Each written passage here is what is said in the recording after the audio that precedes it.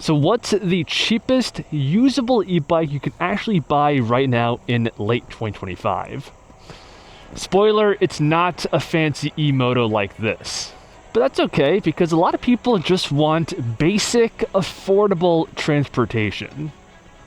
And e-bikes are fantastic because you can sit down, twist the throttle, and go. There's no need to pedal, buy gasoline.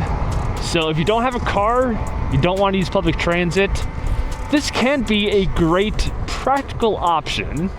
And as somebody that has had the opportunity to ridden a lot of various e-bikes, I'm just gonna say right off the top that you can buy a usable quality bike for under $1,000.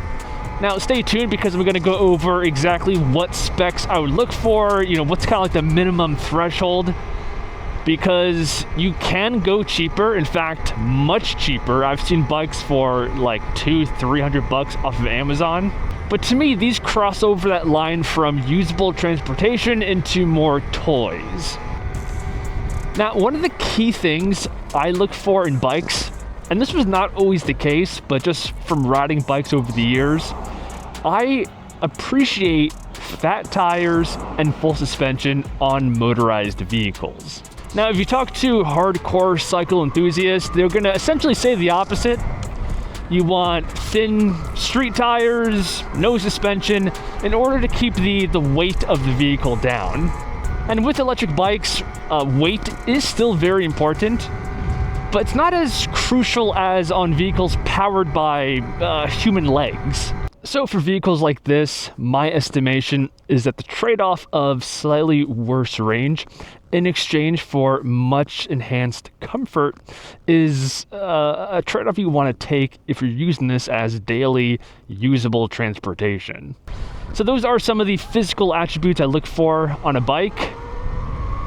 And in terms of the electrical system, here I'm going to make a stand and say never go below a 750 watt motor.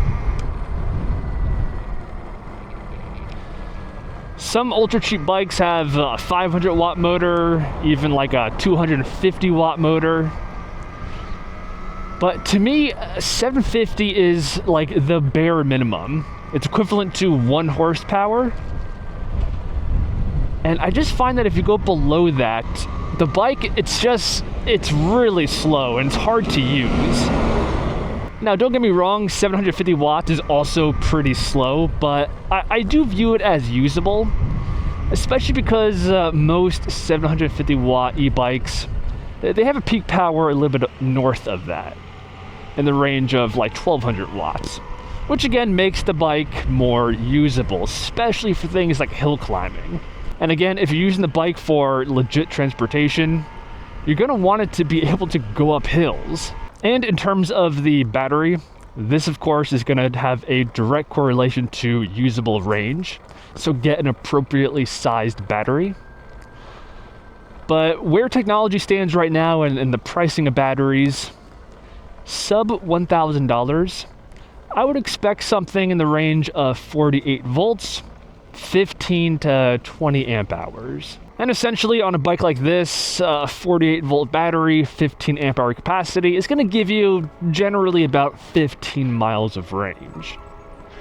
But you can extend that by pedaling. The more pedaling you do, obviously the further you can go. Now, putting this all together, here are 2 bikes that I think are usable e-bikes that have a lot of these characteristics and specs at a sub $1,000 price range. This is the X Hunter. I reviewed it a couple of months ago.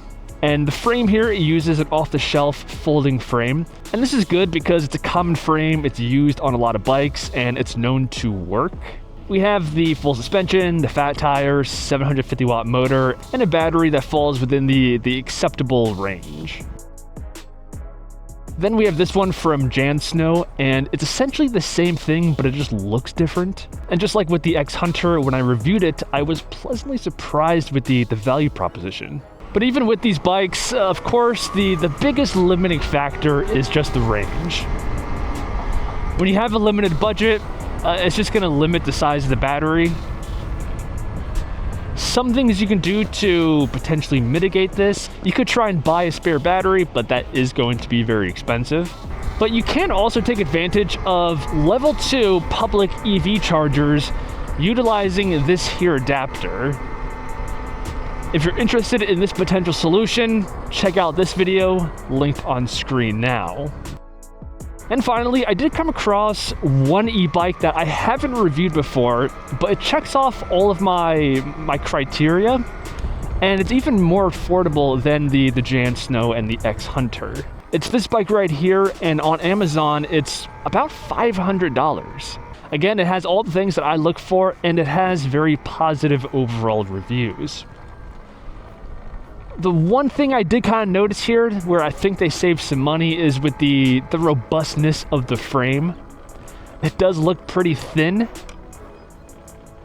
So if you're a heavier person, or you plan on doing some off-roading or more intense stuff like that, this may not be the best option.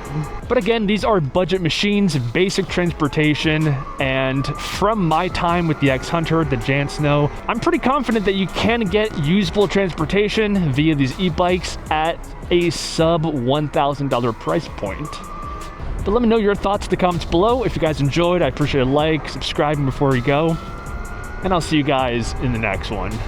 Peace.